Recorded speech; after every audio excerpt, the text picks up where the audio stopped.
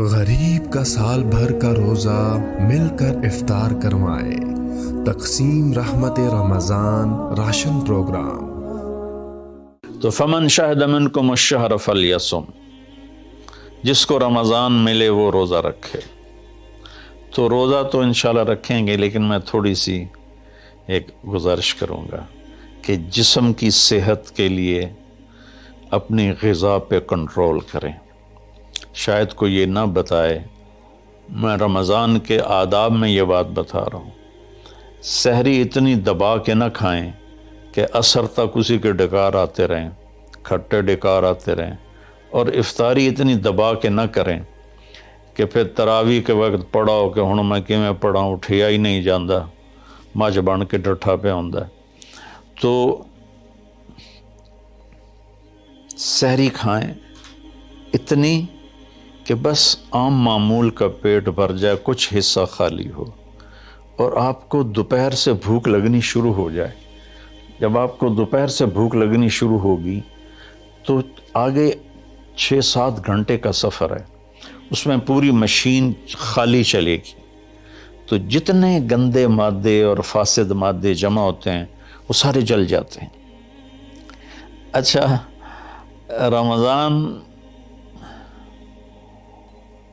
کہ دونوں طرف معنی آتے ہیں، وہ میں بتاتا ہوں، ابھی میں جسمانی بتا رہا ہوں۔ اچھا، ایک اور بھی بڑا خوبصورت رمضان کا معنی ہے۔ اللہ کے نبی نے فرمایا کہ یہ نہ کہا کرو رمضان آ گیا اور رمضان چلا گیا، کہو رمضان کا مہینہ آ گیا، رمضان کا مہینہ چلا گیا، چونکہ رمضان اللہ کا نام ہے، رمضان اللہ کا نام ہے۔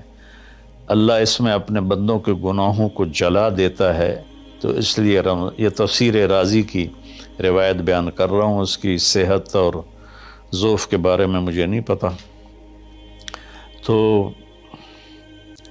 رمضان کہتے ہیں جلا دینا یا جل جانا۔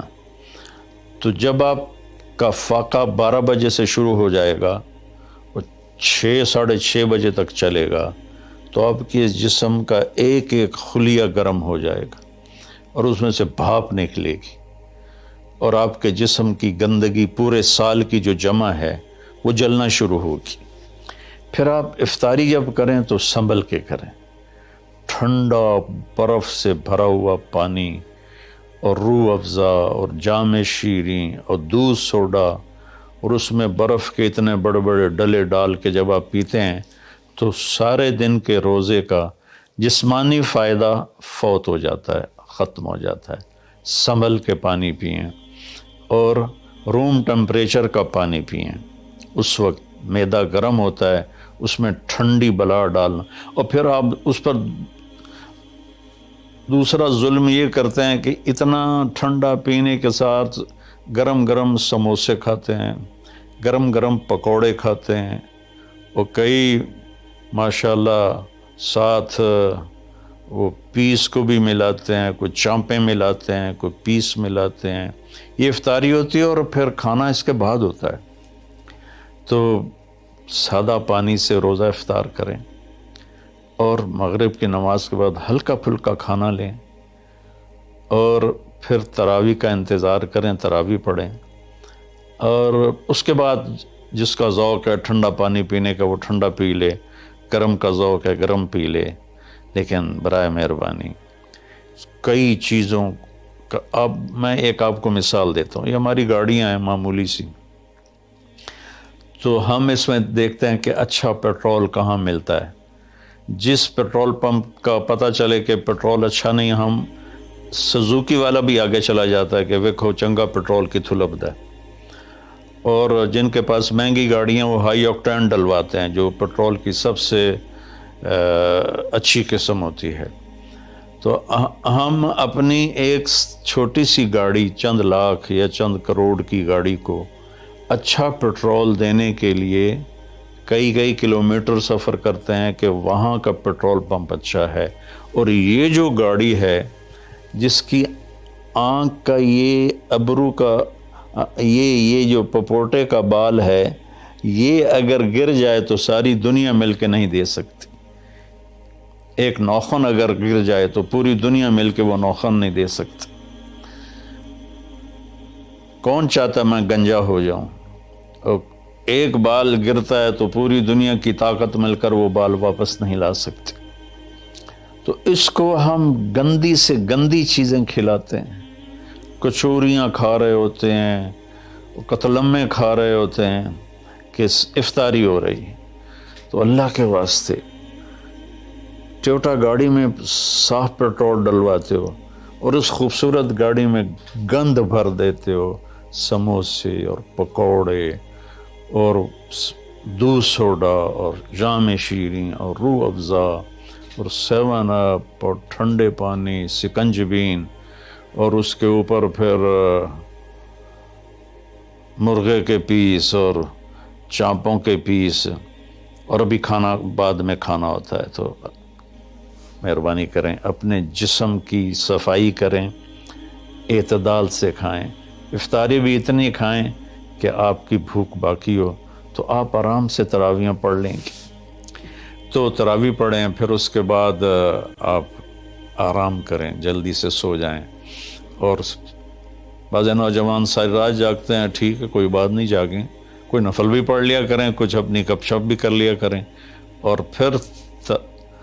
پھر سحری ایسی کھائیں کہ اب اس میں پراٹھے پک رہے ہوتے ہیں اور ہر گھر سے پراٹھوں کی خوشبو آ رہی ہوتی ہے، تو پھر پراٹھوں کا بوجھ اپنے اوپر نہ ڈالیں، سادہ روٹی کھا لیں، سادہ سالن کھا لیں، تو پورے مہینے میں آپ کے پوری باڈی کی اوور آلنگ ہو جائے گی۔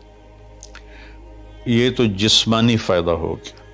روحانی لحاظ سے کیا ہے؟ شہر رمضان، رمضان جل جانا، جلا دینا، رمضان کا مہینہ۔ اس لیے اللہ کے نبی نے کہا، یہ کہا کرو ماہ رمضان آیا اور ماہ رمضان گیا، کیونکہ اللہ آنے جانے سے پاک ہے، تو اللہ کا نام رمضان ہے۔ یہ امام راضی کی روایت ہے۔ تو یہ نہ بھی ہو تو رمضان میں جلنے کا مطلب کیوں ہے؟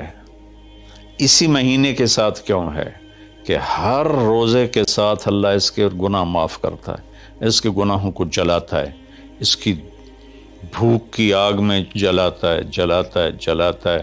آخری روزے اللہ تعالیٰ کیا کرتے ہیں کہ اس کے سارے گناہوں کو جلا کے راکھ کر دیتے ہیں اور اپنی رحمت۔ اچھا، رمضان کا مطلب بارش بھی ہے، جو سبحان، عربی بھی عجیب زبان ہے۔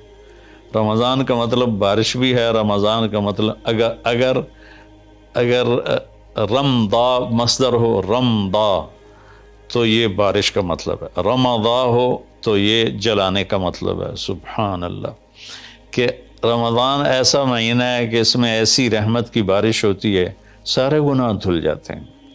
رمضان ایسا مہینہ ہے کہ اس میں ایسی اللہ کی رحمت متوجہ ہوتی ہے کہ سارے گناہ جل کے راکھ ہو جاتے ہیں، ہوا میں اڑا دیے جاتے ہیں راکھ کی طرح۔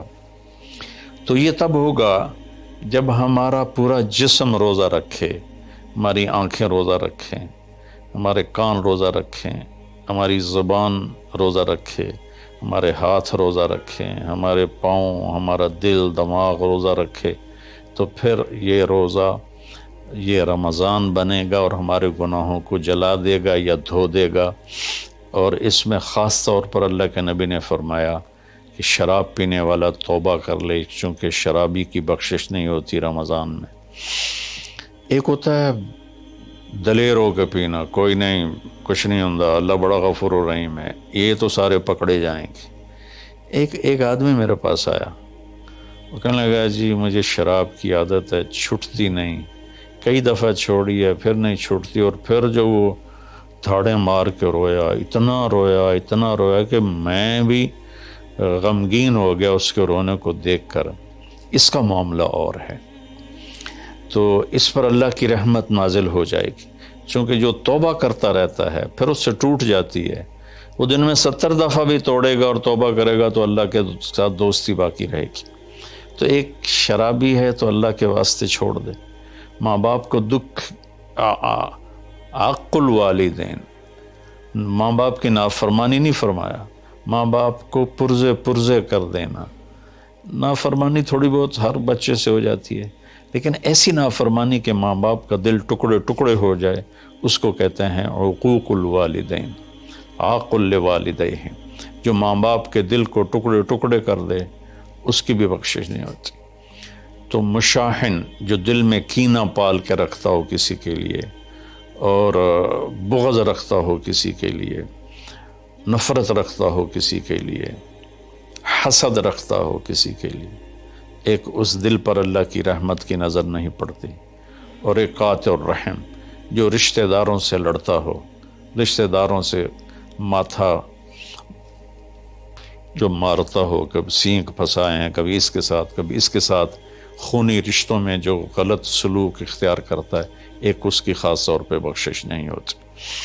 تو باقی اللہ کا دریائے رحمت ہے، جو بھی توبہ کرے گا، مشرک بھی توبہ کرے گا معاف، سود خور توبہ کرے گا معاف، چور توبہ کرے، ڈاکو توبہ کرے، زانی توبہ کرے، قاتل توبہ کرے، شرابی توبہ کرے، ماں باپ کا نافرمان توبہ کرے، اور رشتہ داروں سے لڑنے والا توبہ کرے، نفرت رکھنے والا توبہ کرے، اور سود پہ کام کرنے والا توبہ کرے، سود کھانے والا توبہ کرے، سب معاف ہو جائے گا، سب معاف ہو جائے گا۔ اور اللہ سے مانگیں کہ اللہ تعالیٰ اس میں ہماری جسمانی صحت بھی بحال کر دے اور روحانی صحت بھی بحال کر دے، اور ہمارے گناہوں کو معاف کر دے۔